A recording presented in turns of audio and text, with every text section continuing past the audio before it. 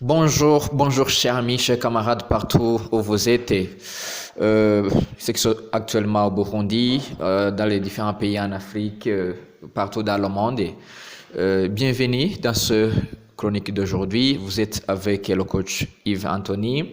C'est lui qui va encore vous parler, vous partager la compétence d'aujourd'hui, quelques trucs à faire, bien sûr, pour nous développer, pour nous améliorer en vie de progresser dans notre secteur entrepreneurial. Alors, aujourd'hui, on va parler de la prise de parole en public. La prise de parole en public.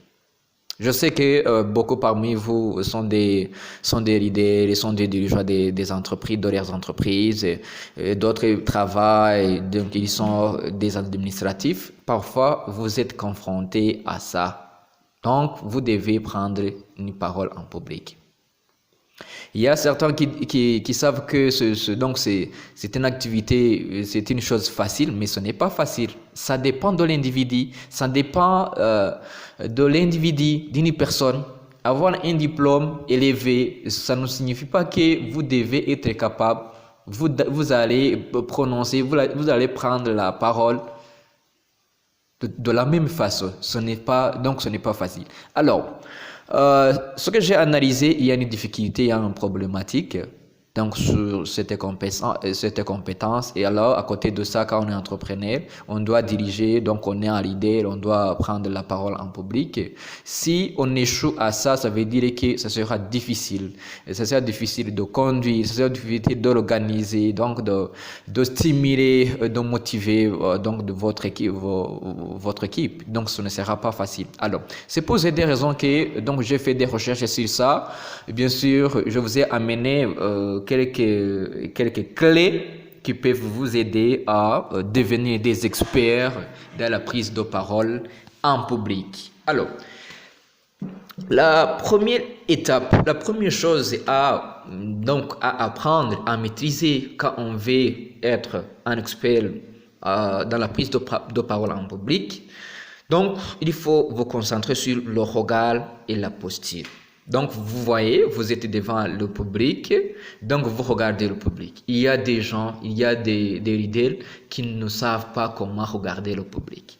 Alors, quand vous regardez le public, donc regardez une personne dans votre auditorium et ne pas lâcher la personne.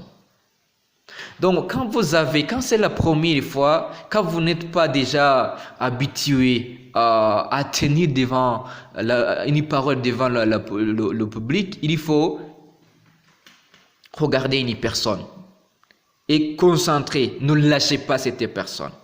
Vous voyez? Et puis, fixez les différents coins, gauche, à droite, centre. Mais il faut fixer les choses qui sont derrière, pas avant. Ok? Il faut fixer les points qui se trouvent là derrière. Et puis, tu bouges les yeux de gauche, centre, à droite. Ok? Donc, c'est là où vous allez maîtriser. Parce que votre regard joue un rôle fondamental. Parce que si vous ne regardez pas le public, donc automatiquement, donc le public va te côté mauvais. Ok? Mais si vous projetez vos yeux dans le public, automatiquement, le public est debout. Le public est prêt. Le public suit votre parole. Et aussi, la posture, votre posture. Comment vous vous comportez avec la posture? Il faut être debout. Il faut être debout. Il faut être souple. Il faut être à l'aise, ouverte. Vous voyez ça? Donc, quand vous êtes là devant, donc il ne faut pas se montrer que vous êtes gêné. Il ne faut pas vous montrer que donc ça ne marchait pas. Donc, être contracté, musclé. Non, il faut être souple. Il faut être à l'aise. Donc, bien sûr, pour vaincre la peur. Parce que vous voyez quelqu'un qui est devant le public, donc s'il a peur, automatiquement c'est observable. Il est musclé, il est trop concentré. Alors c'est ça. Donc il faut se montrer que tu es à l'aise. Il faut parfois injecter donc un petit commentaire, bien sûr pour se sentir à l'aise. Ok? La deuxième étape c'est la respiration. Vous devez apprendre à contrôler vos respirations devant le public. Quand vous êtes en train de parler et que donc vous respirez, donc là, il y a le battement de votre cœur qui s'accroît. Donc, il faut inspirer, expirer, inspirer profondément, expirer profondément. Ok? Donc, se tenir droit et permettre la respiration pour mieux articuler les mots ou les expressions. Donc, là, la respiration est une qualité exceptionnelle. Parce que si vous ne parvenez pas à contrôler la respiration, ce sera difficile d'articuler les mots, les expressions. Et tu vas échouer. Quand tu échoues devant le public, c'est un échec monumental. Comment est-ce que tu vas convaincre le public alors que tu n'es pas capable à articuler les mots, les expressions que tu es en train d'utiliser? Non, il faut contrôler la respiration. Ok? Donc, toujours, il faut se mettre à l'aise. Donc, vous êtes là, il faut regarder derrière le public. Donc, il faut se concentrer sur une personne. Donc, petit à petit, il faut avancer. Donc, petit à petit. Troisième étape, c'est la répétition. Se répéter à soi-même et ne pas être attaché à des mots. Donc, il peut arriver que vous ne maîtrisez pas la suite. Il peut arriver que quand même, donc vous devez vous donner du temps pour réfléchir. Donc, chercher des connecteurs logiques. Alors, il faut répéter ce que vous venez de dire. Donc, s'il y a un élément quand même, si vous ne voyez pas automatiquement donc le vocabulaire qui suit, il faut vous répéter vous-même. Il faut répéter la même phrase, il n'y a pas de problème. Visualiser le contexte de sa prise de parole et s'entraîner devant les gens et des proches. Il faut s'entraîner. Quand vous êtes une équipe, donc il faut se mettre devant une équipe, tu t'entraînes. À l'aise, tu répètes, tu racontes ce que tu vas faire, à l'aise, en utilisant des phrases, des vocabulaires faciles. Ok? La quatrième étape, c'est l'authenticité. Il faut être authentique. Se concentrer sur le message principal. Mes chers amis, il faut vous concentrer sur le message principal. Vous n'êtes pas devant le public pour raconter des blagues, des choses, des histoires. Non, ce n'est pas ça. Il faut être authentique, ça veut dire se concentrer sur le message principal que tu veux diffuser. Éviter de se déguiser à un personnage qu'on n'est pas. Donc, il y a des gens qui veulent copier quand ils se trouvent devant le public. Non, exprime. Donc, exploite tes potentialités. Il ne faut pas se montrer que tu es le président de la République. Il ne faut pas se montrer que peut-être que tu as un modèle quelque part, que tu vas parler, que tu vas faire des gestes comme ton mentor. Ce n'est pas. Donc, vous n'avez pas la même génétique. Donc, il faut être authentique, il faut être toi-même. Surtout rester soi-même, car lorsqu'on est stressé, on a du mal à être authentique. Restez toi-même, ok? Si vous injectez, si vous racontez donc une petite histoire, ça peut arriver une blague, ok? Il faut rester toi-même. Il faut éviter d'être stressé. Parce que quand vous êtes stressé, donc automatiquement, vous gâchez tout. Cinquième étape, c'est le fond et la forme. Le fond, il faut qu'il y ait 7% de fond. Donc, de fond, ça veut dire ce que vous allez parler. Donc, la pertinence de ce que vous allez parler, 7%. Donc, c'est ce que vous allez dire. OK? Et puis, 38% de la communication du ton de ma voix. Wow! C'est très important, mes chers amis.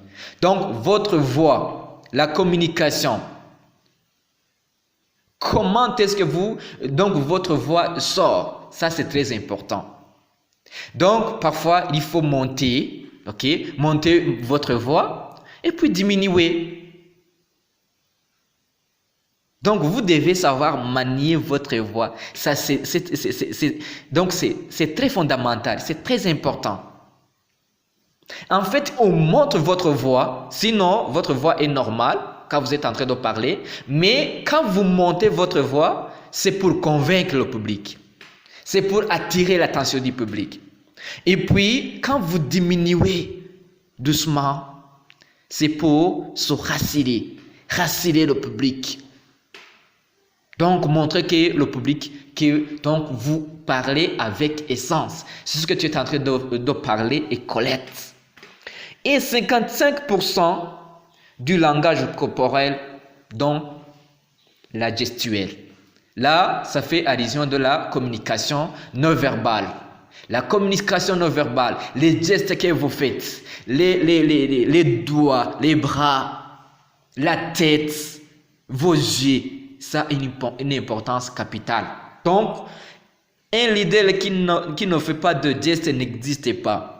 Donc, quand vous parlez avec des gestes, vous parlez avec des doigts, des bras, vous parlez avec des yeux, avec la tête.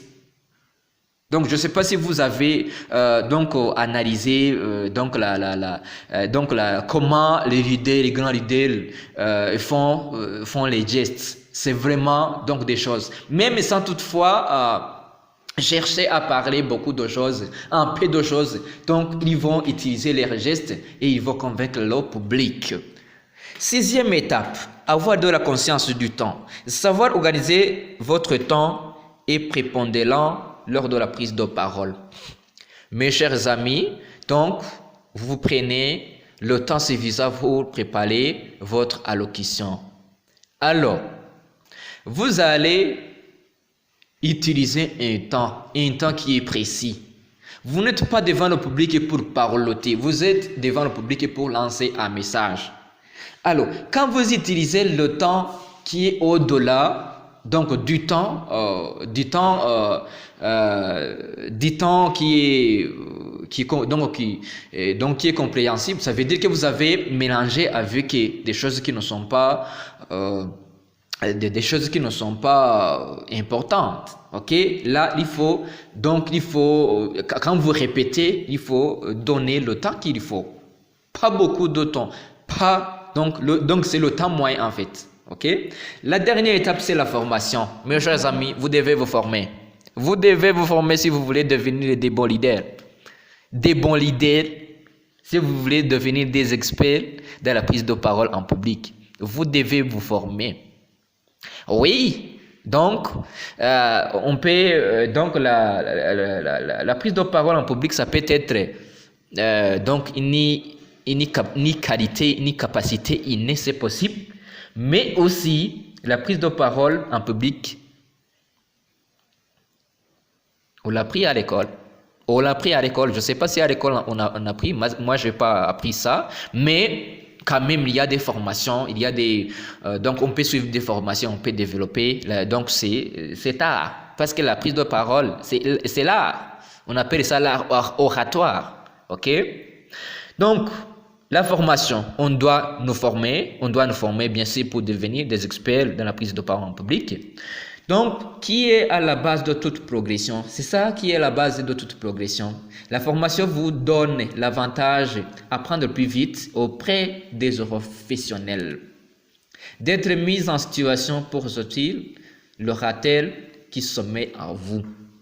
Donc, nous sommes tous des experts dans la prise de parole en public, mais cet oratel sommeille à nous.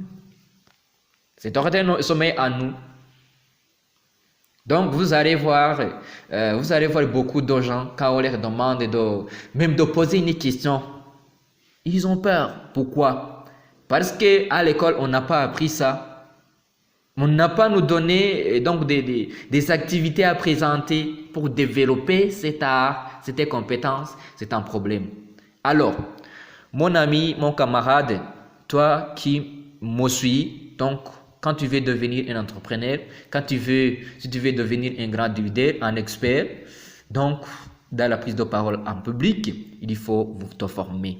Il faut te former. Donc ici, j'ai donné quelques trucs qui peuvent t'aider, bien sûr, comme un débutant, mais tu dois te former. Tu dois lire des livres en rapport avec le leadership, en rapport avec l'art oratoire. Tu dois bénéficier des formations qui sont planifiées.